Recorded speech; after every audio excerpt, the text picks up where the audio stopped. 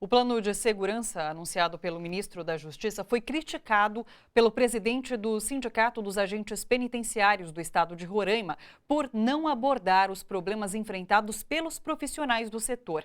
Por exemplo, o número de agentes penitenciários. No caso do massacre em Boa Vista, o presídio, que tem capacidade para 750 pessoas, abrigava quase 1.400 e apenas 15 agentes penitenciários estavam de plantão. Ainda de acordo com o sindicato, o estado de Roraima precisaria de 600 agentes penitenciários, mas possui apenas 282. A recomendação da Organização das Nações Unidas é de que para cada 3 presos deve haver um agente penitenciário. Para ajudar a gente a entender tudo isso que está acontecendo no sistema prisional do nosso país, nós convidamos o Marcelo Naves, assessor nacional da Pastoral Carcerária da Igreja Católica. Boa noite, Marcelo. Boa noite, Camila. Seja bem-vindo. Obrigado pelo convite. Marcelo, de uma forma geral, você considera que esse plano apresentado hoje pelo governo, ele tem medidas efetivas? Ele pode resolver o problema que a gente tem de carceragem hoje no Brasil? A nossa posição na pastoral carcerária é que não. O problema do sistema carcerário é um problema que vai para além do sistema carcerário, e esse é um ponto importante. As medidas de segurança que vêm sendo tomadas, elas têm multiplicado o aprisionamento nos últimos anos e têm aumentado as violências. Esse programa, essa proposta do governo federal, ele não dá conta de encarar questões importantes, principalmente o encarceramento em massa. A superlotação dos presídios, que é recorrentemente justificativa de rebeliões, motins, etc., ela não se dá por conta do déficit de vagas em unidades prisionais, mas pela superpopulação que foi criada pelo encarceramento em massa. Um dado que o Estado brasileiro reconhece: de 1990 a 2014, a população carcerária no Brasil aumentou 575%. Não tem nenhum lugar no mundo com um aumento tão vertiginoso. No caso de mulheres é mais absurdo. Nos últimos 13 anos, foi um aumento de 565%. Isso são dados assumidos pelo próprio Estado brasileiro. Então, enquanto não se der conta do fim dessa política de encarceramento em massa, nenhuma medida, construção de vagas, ampliação de vagas, construção de presídios, vai dar conta dessa realidade. Sim, a gente tem um outro detalhe, que inclusive metade desses presos, eles nem foram julgados. Então, assim, a solução realmente não é construir mais presídio, mas sim, talvez fazer essas audiências de custódia. Isso funcionaria para talvez enxugar um pouco esse número de presos hoje? Um outro dado importante, A média no Brasil é de 41%, 42% de presos provisórios. No caso do Amazonas, que foi a tragédia do início da semana, segundo o Conselho Nacional de Justiça, a quantidade de presos provisórios chega a 69%. Muito alto. Depois vem o Piauí, enfim. A quantidade de presos não sentenciados, portanto, que a princípio ainda são inocentes, é muito grande. Então, o criminoso é o Estado brasileiro, e assim como o Poder Legislativo, o Poder Executivo, mas também o Poder Judiciário, que encarcera muito. Então, as audiências de custódia são um caminho importante, claro que são. Mas na medida que a gente tem um Poder Judiciário que é punitivo, encarcerador, mas seletivo, isso não se altera. O Brasil é um país punitivo e não existe impunidade. É muita punição quando se trata de determinadas cores da pele, de determinada idade, determinada classe.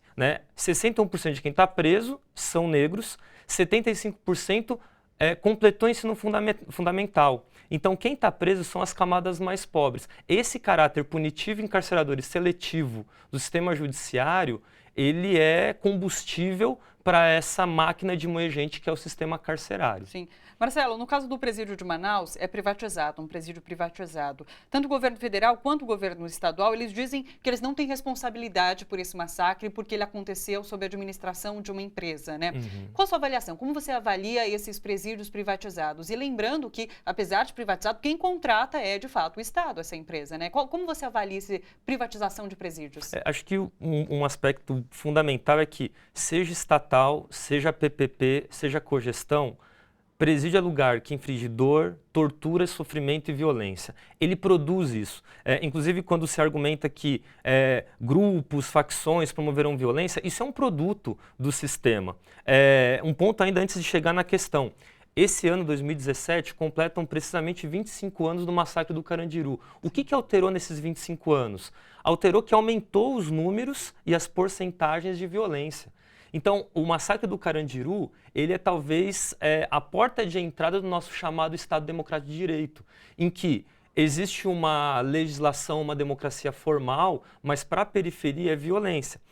A ampliação de sistemas de cogestão ou de PPP só aumenta a privatização, né? A Pastoral Carcerária tem um relatório de 2014, está no nosso site, carcerara.org.br, em que a gente andou por 8 estados, justamente analisando as unidades que estavam sob cogestão ou privatização, e em todas elas, precariedade em serviços, contratos extremamente obscuros e processos de licitação questionáveis, a situação dos trabalhadores e trabalhadoras terceirizados dessas empresas extremamente precário, uma situação trabalhista extremamente violadora de direitos e a realidade da assistência, por exemplo, jurídica completamente precária. Um exemplo importante, a agência pública, ela fez um mini documentário chamado Quanto Mais Presos, Maior o Lucro, sobre a PPP de Ribeirão das Neves em Minas. Essa PPP, ela mostra todo um caráter, né, de gestão da pobreza visando o lucro para uma empresa. Por exemplo, o Estado se compromete a manter a unidade prisional em mais de 90% cheia, para garantir o repasse do Estado. No caso da Humanizare, que está no Amazonas e no Tocantins, a Humanizare, só a título de exemplo, ela financiou campanhas de candidatos a deputado federal, depois eleitos, que estavam fazendo lobby pela redução da maioridade penal. Então, isso mostra um pouquinho o que está em jogo nesse processo de privatização. Marcelo, só para encerrar bem rapidinho, esse plano, ok, é bastante crítico em relação a ele. Existe alguma medida que dá para fazer para, em curto prazo, conseguir algum tipo de resultado nessa situação carcerária? A Pastoral Carcerária, junto com vários outros movimentos sociais, entidades, pastorais sociais, defende uma agenda nacional pelo desencarceramento e pela desmilitarização. São 10 pontos em que a gente propõe alterações legislativas de políticas sociais fundamentais para reverter esse quadro. Com certeza, 2 questões são importantes. Nenhum plano que amplie o sistema carcerário vai trazer melhoria para a sociedade. Se melhorasse, nós estaríamos vivendo num paraíso, num país que saltou de 90 mil presos em 90 para 700 mil hoje. Então, prender não traz melhoria, até num ponto de vista utilitário. Sim. Né? O outro aspecto, nós precisamos parar com a política da chamada guerra às drogas, hoje classificadas como ilícitas. É necessária a descriminalização do uso e do comércio de drogas. 70% das mulheres presas em São Paulo são presas enquadradas em crime de tráfico. Poderiam estar na rua. Por quê? Porque algumas drogas são lícitas, outras não são lícitas. Essa gestão da política de droga é uma forma também de gerir a pobreza. A política de drogas precisa ser revista, especialmente a Lei 11.343 de 2006. Marcelo, muito obrigada pela sua participação, por todos esses esclarecimentos que você trouxe para a gente hoje. Obrigada. A gente agradece o espaço.